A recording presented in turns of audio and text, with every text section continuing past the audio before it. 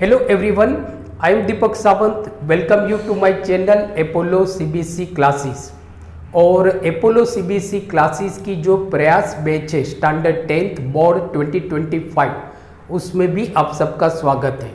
बच्चों, आज हम बहुत ही इम्पोर्टेंट टॉपिक पढ़ने वाले हैं। आज का टॉपिक है हमारा रिफ्लेक्शन ऑफ लाइट। चैप्टर है हमारा light, reflection and refraction. So today topic is very important for your board exam. बहुत ही ज़्यादा इंपॉर्टेंट टॉपिक है। सो प्लीज़ आज का वीडियो लेक्चर एंड तक देखिए। तो रिफ्लेक्शन ऑफ लाइट, तो सबसे पहले देखो बेटा, ये होता है कि रिफ्लेक्शन और रिफ्रैक्शन दोनों अलग है, दोनों डिफरेंट फिनोमिना है। यहाँ पे आपको कंफ्यूज नहीं होना है, अच्छी तरह से स्पेलिंग को पढ़ना है। रिफ्लेक्शन एंड रिफ्रैक्शन दोनों डिफरेंट है। तो देखो कि so far we have learned that what is reflection. What is reflection? So reflection means bouncing back of incident light in the same medium. अगर हम कोई लाइट को इंसिडेंट करते हैं और अगर वो किसी मीडियम की सरफेस से टकरा के सेम मीडियम में आती है तो उस फिनोमिना को हम बोलते हैं रिफ्लेक्शन। जैसे देखो बेटा कि यहाँ पे हमारी एक वॉल है, सही है, और ये समझो कि आपका एक रूम है और ये हमारी वॉल है, और यहाँ पे समझो कि आपने एक बल्ब लगाया हुआ है। Suppose this is the bulb. अब ये बल्ब में से जो लाइट आ रही है ये आपका क्या है, रूम है बेटा, रूम बराबर, जिसको हम बोलते हैं मीडियम वन, N1 बोलते हैं। तो देखो लाइट ये बल्ब में से आ रही है, और एक चीज याद रखना है कि light always travels along a straight path। Light हमेशा सीधी जाती है बराबर, जब तक वो एक मीडियम से दूसरे मीडियम में नहीं जाती है। तो ये लाइट आपकी इंसिडेंट रे है, ये यहाँ पे टकराई, टकराने के बाद ये सेम मीडियम में वापस आ गई बराबर, ये सेम मीडियम में वापस आ गई। तो this is called incident ray, this is called reflected ray. तो this phenomena bouncing back of incident ray in the same medium on striking the surface of medium, बराबर। So this phenomena is known as a reflection of light. इसको हम बोलते हैं reflection of light. और what is refraction? So refraction means what? Refraction means जब light एक optically transparent medium से दूसरे ऑप्टिकली ट्रांसपेरेंट मीडियम में जाती है तो लाइट अपना जो ओरिजिनल पाथ होता है उससे बेंड हो जाती है बराबर, whether it move towards the normal और it away from the normal. So this phenomena is known as a refraction. देखो यहाँ पे इसको हम एक फिगर से समझते हैं कि सपोज ये हमारा मतलब कि XY है, जो मतलब कि दो मीडियम को अलग अलग कर रहा है। ये आपका मीडियम समझ लो, ये मीडियम है हमारा N1 and this is medium N2। अब देखो यहाँ से हमने ये रे डाली, ये हमने इंसिडेंट रे डाली, दैट इज कॉल्ड OA बराबर। नाउ ये जो पॉइंट है यहाँ से लाइट आपकी एक मीडियम से दूसरे मीडियम में जा रही है, इसको हम बोलते हैं पॉइंट ऑफ इंसिडेंट। तो यहाँ से अब देखो जो हमारी इंसिडेंट रे है, रे AO, ये मीडियम N1 में से मीडियम N2 के अंदर जा रही है। मीन्स के एक ट्रांसपेरेंट मीडियम से दूसरे ट्रांसपेरेंट मीडियम में जा रही है।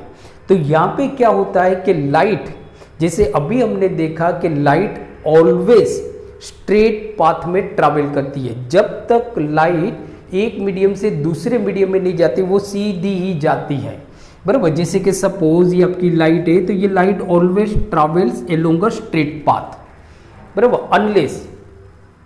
अनलेस कि जब वो एक मीडियम से दूसरे मीडियम में नहीं जाती है। तो देखो यहाँ पे लाइट आपकी सीधी जा रही है, बट यहाँ से वो मीडियम को चेंज कर रही है, तो वो अपना जो ओरिजिनल पाथ है उससे बेंड हो जाएगी। उससे क्या हो जाएगी? बेंड हो जाएगी। या तो वो नॉर्मल, ये हमारी नॉर्मल है, N prime is a normal, या तो वो नॉर्मल की तरफ जाएगी या नॉर्मल से अवे जाएगी। इट डिपेंड्स कि लाइट कौन से मीडियम से कौन से मीडियम में जा रही है, whether it is travels from rare medium to denser medium और denser medium to rare medium, इसके ऊपर डिपेंड करता है। तो यहाँ से आपकी लाइट मीडियम चेंज कर रही है, तो देखो जानी चाहिए ऐसे सीधी सीधी, जो हमने ब्लू कलर से बताई है सीधी जानी चाहिए, बट वो बेंट हो गई और मुड़ गई। दिस इज ओ बी, रे ओ बी, जो बेंट हो गई। तो this phenomena is known as a refraction of light. This phenomena is known as a refraction of light. So अगर प्रॉपर डेफिनेशन हम देखते हैं रिफ्रैक्शन ऑफ लाइट की, सो that is the phenomena of bending of light, the phenomena of bending of light from its original path when it entering into another medium, बराबर, from original medium.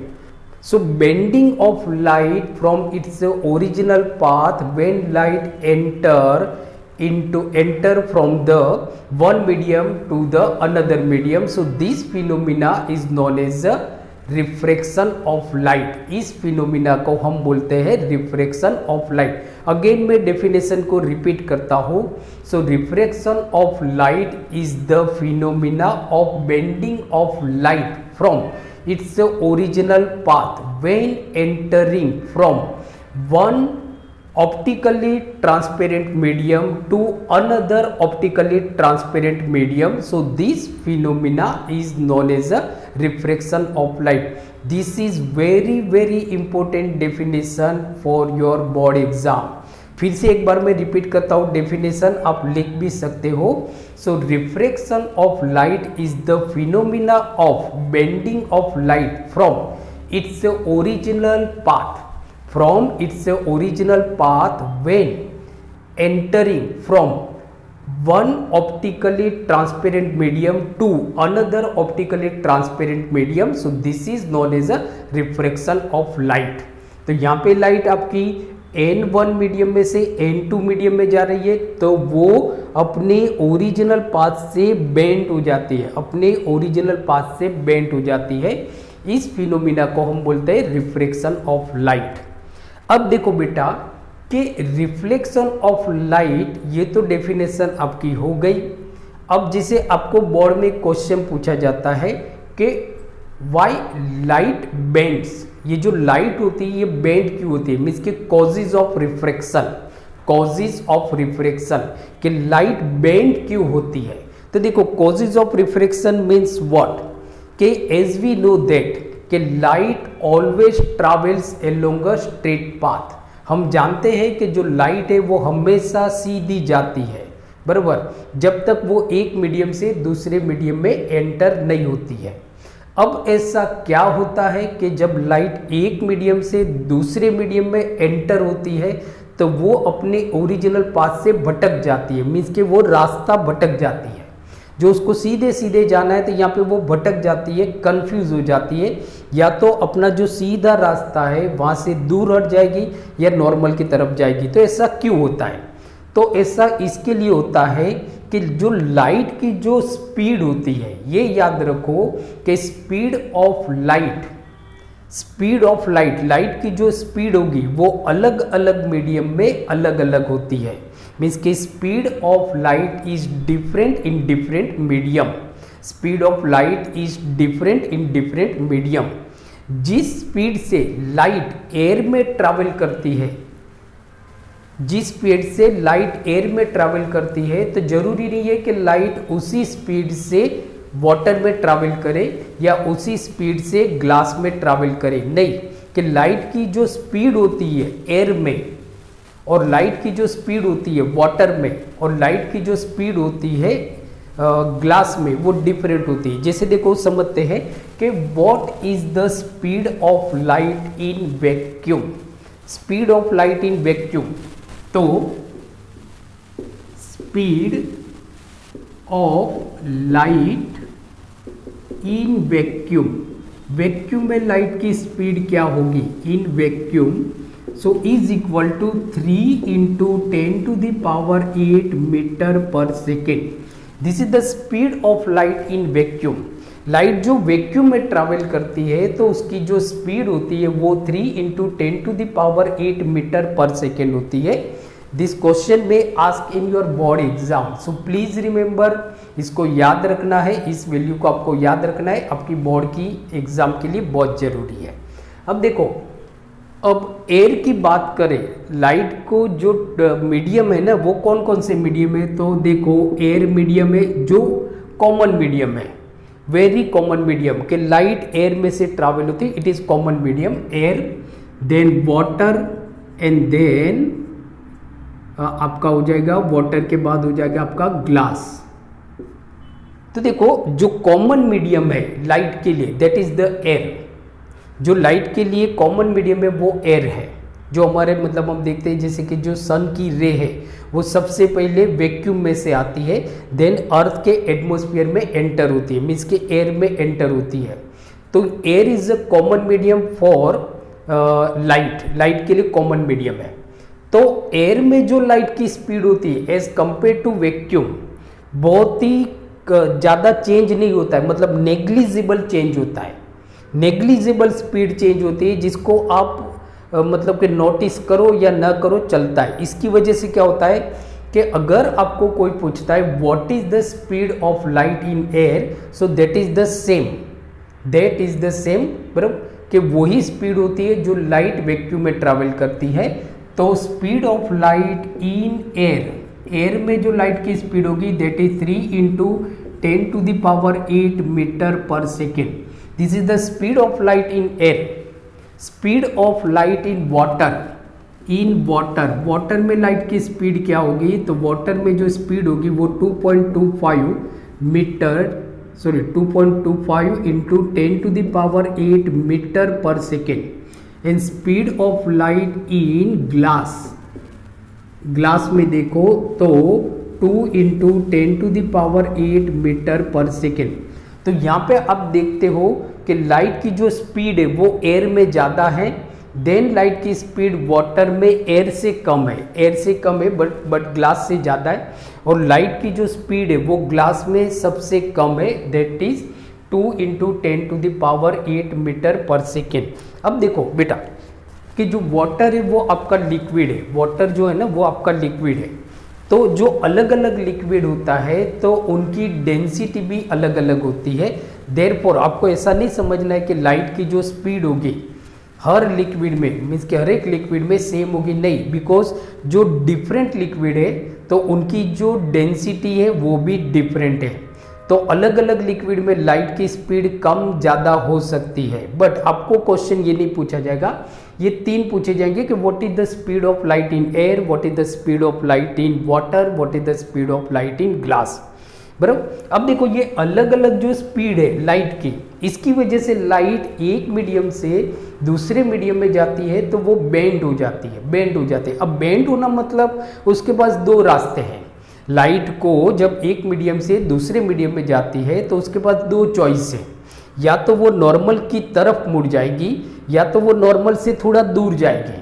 अब ये depend करता है कि light कौन से medium से कौन से मीडियम में जा रही है, लाइट कौन से मीडियम से कौन से मीडियम में जा रही है उसके ऊपर डिपेंड होता है, बराबर। अब देखो बेटा यहाँ पे तो ये हमने स्पीड तो देख ली। अब जो मतलब हमने यहाँ पे क्या पढ़ा, रिफ्रैक्शन ऑफ लाइट हमने पढ़ लिया कि refraction of light is the phenomena of bending of light, bending of light from its original path when entering from one optically transparent medium to another optically transparent medium. This is called a refraction of light. Then हमने देखा कि speed of light in a different medium, speed of light in a different medium, कि what is the speed of light in vacuum, what is the speed of light in air, what is the speed of light in glass, what is the speed of light in water, ये हमने देखा। अब जो दूसरा है वो है refractive index, refractive index जिसको हम बोलते हैं एन। बेटा याद रखना है एन, जो फिजिक्स में लाइट वाले चैप्टर में जो एन होता है, एन का मतलब होता है refractive index, refractive index. Now what is refractive index? So refractive index देखो, रिफ्रैक्टिव इंडेक्स को हम एन से बताते हैं, एन, एन मतलब रिफ्रैक्टिव इंडेक्स समझना है इस चैप्टर के अंदर, इस चैप्टर में जहाँ पे भी एन लिखा होगा वो आपको समझ लेना है रिफ्रैक्टिव इंडेक्स। तो देखो रिफ्रैक्टिव इंडेक्स मीन्स व्हाट, तो refractive index means speed of light, speed of light in vacuum, speed of light in vacuum upon speed of light in medium, speed of light in medium, right.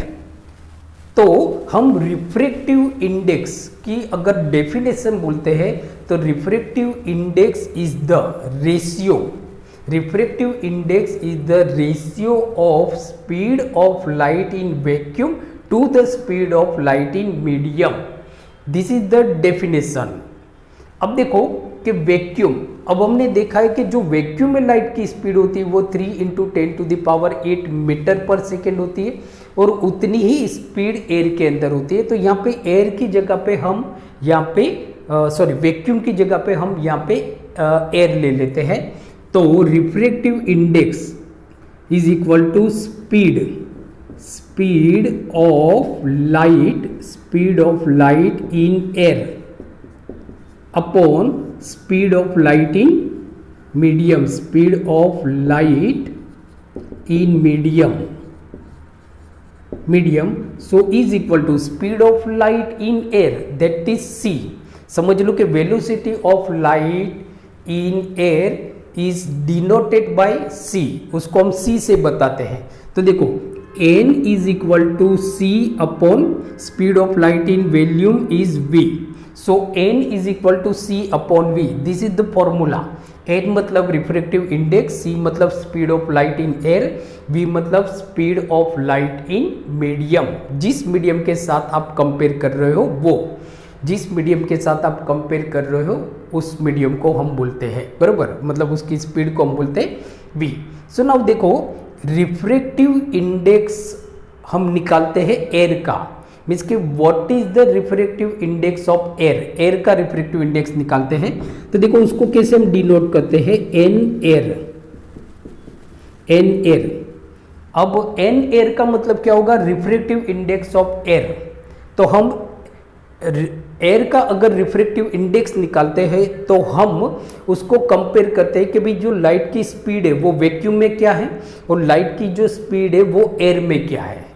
So speed of light in vacuum, so speed of light in vacuum में थोड़ा short में लिख रहा हूं, upon speed of light in air, so that is 3 × 10⁸ metre per second upon 3 × 10⁸ metre per second, so is equal to 1, दोनों हो गया 1। सो air का जो रिफ्रैक्टिव इंडेक्स है वो है आपका 1, एयर का जो रिफ्रैक्टिव इंडेक्स है वो आपका 1 है। अब देखो हम निकालते हैं refractive index of water, means के एन वाटर, राइट। तो एन वाटर मतलब क्या होगा बेटा, एन वाटर मतलब refractive index of water, water का हम रिफ्रैक्टिव इंडेक्स निकालते हैं क्योंकि रिफ्रैक्टिव इंडेक्स से आपको मालूम पड़ता है भाई कौन सा मीडियम कौन से मीडियम से ज़्यादा डेंसर है या कौन से मीडियम से रेयर है, वो आप रिफ्रैक्टिव इंडेक्स से मालूम पड़ता है। दूसरा आपको ये भी मालूम पड़ता है on the basis of refractive index you can find the speed of light. So देखो रिफ्रैक्टिव इंडेक्स ऑफ वाटर तो हम किसके साथ कंपेयर करेंगे कि speed of light in air upon speed of light in, क्योंकि air is a common medium ना, therefore the speed of मतलब कि refractive index of water is equal to speed of light in air upon speed of light in किसके साथ है, water, तो water के निकालते हैं। तो इज इक्वल टू एयर में स्पीड क्या है 3 × 10⁸ मीटर पर सेकेंड अपॉन, बराबर, स्पीड ऑफ वाटर क्या है तो 2.25 × 10⁸ मीटर पर सेकेंड। तो देखो स्पीड क्या हो गई आपकी, सो दैट इज ये अप्रोक्सीमेटली जो आपका आता है वो है आपका 300/225 आता है। सो ये अप्रोक्सीमेटली जो आपकी वैल्यू आती है रिफ्रैक्टिव इंडेक्स ऑफ वाटर का जो रिफ्रैक्टिव इंडेक्स है वो है आपका 1.3, बराबर, कितना आता है वो है अप्रोक्सीमेटली 1.3। 1.3 आता है आपका। अब देखो तो refractive index of air is 1, refractive index of water is 1.3। अब उसी तरह से देखो हम निकालते हैं एन ग्लास, एन ग्लास मतलब refractive index of glass. So refractive index of glass means what? The refractive index of glass means speed of light in air upon speed of light in glass। बराबर, तो light की speed air में क्या है 3 into 10⁸ metre per second और glass में speed क्या है 2 into 10⁸ metre per second. So is equal to 3/2, क्या आ गया 3/2, सो इज इक्वल टू 1.5, यह आ गया 1.5। तो देखो यहाँ पे आप देखते हो एयर का जो रिफ्रैक्टिव इंडेक्स है, इसको मैं ब्लू से बताता हूँ, तो एयर का जो रिफ्रैक्टिव इंडेक्स है वो है 1, वाटर का जो रिफ्रैक्टिव इंडेक्स है वो है 1.3 और ग्लास का जो रिफ्रैक्टिव इंडेक्स है वो है 1.5।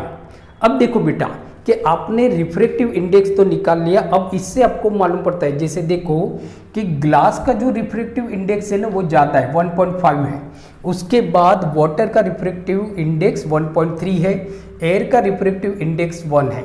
तो अगर हम कंपेयर करते हैं तो हम ऐसा बोल सकते हैं कि जिसका रिफ्रैक्टिव इंडेक्स हायर होगा, जिसका रिफ्रैक्टिव इंडेक्स हायर होगा वो ऑप्टिकली डेंसर मीडियम माना जाएगा। कैसा मीडियम होगा ऑप्टिकली डेंसर, डेंसर का मीडियम, डेंसर का मतलब होता है घना, हम बोलते हैं ना घना जंगल है, डेंस फॉरेस्ट, डेंस फॉरेस्ट। तो अगर रिफ्रैक्टिव इंडेक्स हायर है तो वो उसका जो मतलब कि वो ऑप्टिकली डेंसर मीडियम होगा। तो देखो यहाँ पे हम ग्लास का जो रिफ्रैक्टिव इंडेक्स है वो वाटर और एयर दोनों से ज़्यादा है, तो हम ऐसा बोल सकते हैं कि glass is optically denser medium then that of air and water, air and water, right, ये मालूम पड़ गया।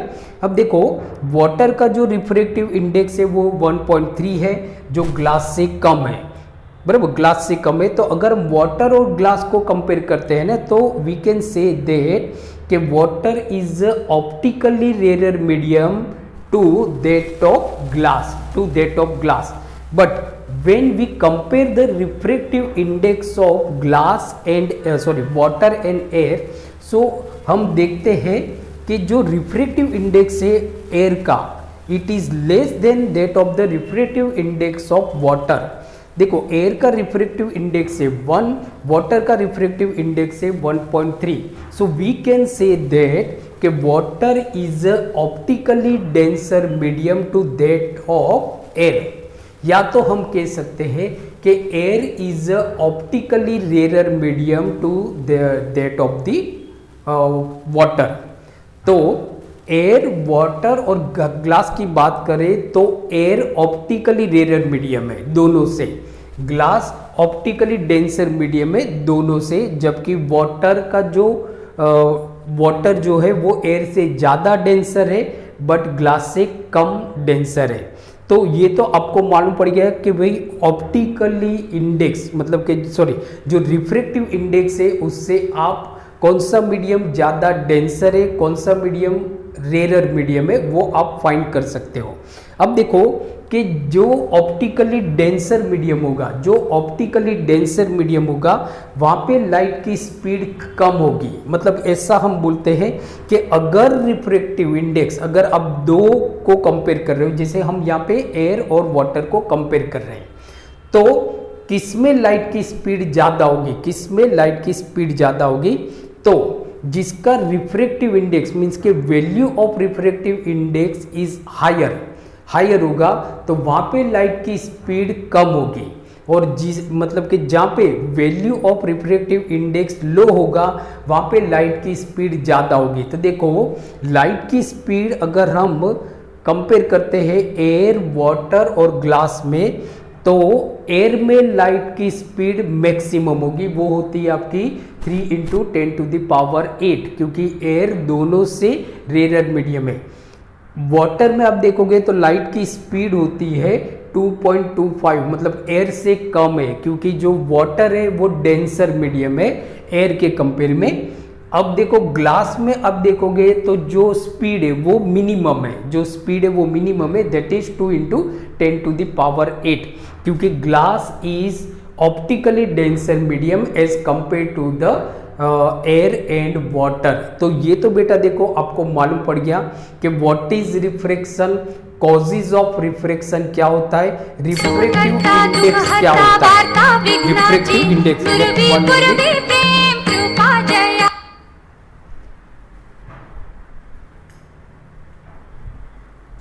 यस जस्ट एक कॉल आ गया था।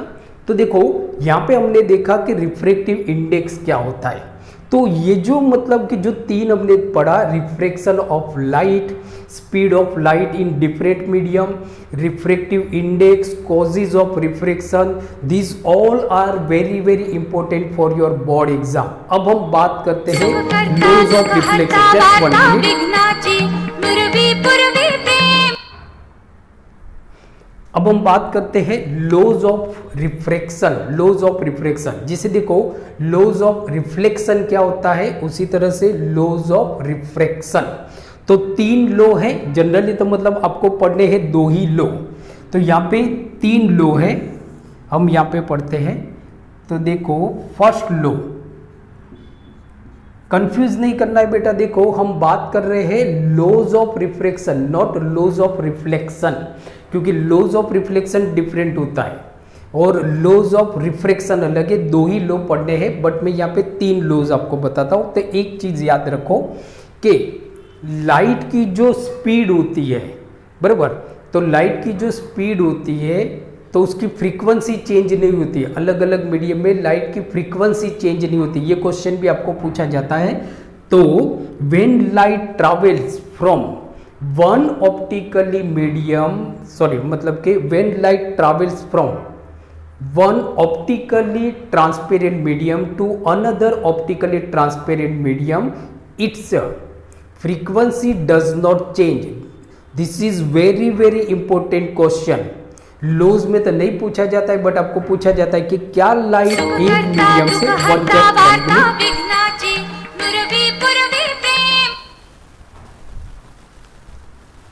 जब लाइट एक ऑप्टिकली मीडियम से दूसरे मतलब कि ट्रांसपेरेंट मीडियम में ट्रैवल करती तो क्या उसकी फ्रीक्वेंसी चेंज होती है। तो आपका होता है कि फ्रीक्वेंसी डज नॉट चेंज। जो फ्रीक्वेंसी होती है वो आपकी चेंज नहीं होती। चेंज क्या होता है, स्पीड चेंज होती है and wavelength of light change होती है, मीन्स के कलर। तो फ्रीक्वेंसी आपकी चेंज नहीं होती, ये पूछा जाएगा क्वेश्चन। स्पीड आपकी चेंज होती है और वेवलेंथ चेंज होती है, वेवलेंथ चेंज होती है। सो ये याद रखना है। ये लॉज में आपको याद नहीं रखने की जरूरत नहीं है, you don't need to remember for, बराबर, वेनेवर जब हम लॉज ऑफ रिफ्रैक्शन की बात करते हैं तब आपको याद नहीं करना है, कॉमन याद रखना है कि फ्रीक्वेंसी चेंज नहीं होती है, स्पीड चेंज होती है, वेवलेंथ चेंज होती है। अब देखो लॉज की बात करें तो जो फर्स्ट लॉ है हमारा, इसको लॉ हम नहीं समझते, जो फर्स्ट लॉ है। तो देखो incident ray, normal incident ray मतलब के रे OA, नॉर्मल मतलब n प्राइम, एंड रिफ्रैक्टेड रे दैट इज रे OB, दैट इज रे OB। So incident ray normal at a point of incident and refracted ray all lie in the same plane, all lie in the same plane। ये याद रखना है, ये आपका first law है। वहां पे जैसे कि लॉज ऑफ रिफ्लेक्शन में ये हमने याद रखा था कि incident ray, normal and reflected ray all lie in the same plane. Same ही लॉज यहाँ पे है, सिर्फ रिफ्लेक्शन की जगह पे आप रिफ्रैक्टेड रे बोलते हो। तो incident ray, normal and refracted ray all lie in the same plane, all lie in the same plane, ये याद रखना है। सेकेंड जो लो है वो है आपका के sine I upon sine R is equal to 1, मतलब के कांस्टेंट होता है, ये आपका कांस्टेंट होता है, कांस्टेंट। तो साइन I मीन्स के ratio of sign of angle of incident to the sine of angle of reflection is always constant. This is the second law. This is the second law. आप simple याद रख सकते हो, sine I upon sine R is equal to constant. तो दो laws आपको याद रखना है, laws of refraction. First, incident ray normal at a point of incident and refracted ray all lie in the same plane. And second law है आपका कि sine of angle of incident to the ratio means के ratio of sine of angle of incident to the sine of angle of refracted is always constant. This is the two law जिसको हम बोलते हैं laws of reflection, laws of refraction. तो देखो बेटा, आज हमने रिफ्रैक्शन ऑफ लाइट में हमने क्या पढ़ा, व्हाट इज रिफ्रैक्शन ये हमने पढ़ा, कॉजेज ऑफ रिफ्रैक्शन हमने देखा, speed of light in different medium हमने देखा, then refractive index of different medium, air का रिफ्रैक्टिव इंडेक्स क्या होता है, वाटर का रिफ्रैक्टिव इंडेक्स क्या होता है, ग्लास का रिफ्रैक्टिव इंडेक्स क्या होता है, ये हमने पढ़ा, एंड लॉज ऑफ रिफ्रैक्शन हमने पढ़ा। सो आई होप आज का वीडियो आपको अच्छा लगा होगा, तो प्लीज़ इसको लाइक कीजिए और इस वीडियो को आपके ज़्यादा से ज़्यादा फ्रेंड्स के साथ इसको शेयर कीजिए। अगर आप मेरी चैनल पे नए हो तो please subscribe my channel Apollo classes. आप मुझे फेसबुक और इंस्टाग्राम पे भी फॉलो कर सकते हो। तो मिलते हैं अगले वीडियो लेक्चर में, तब तक देखते रहिए और पढ़ते रहिए और अपना ख्याल रखिए। Take care, thank you very much.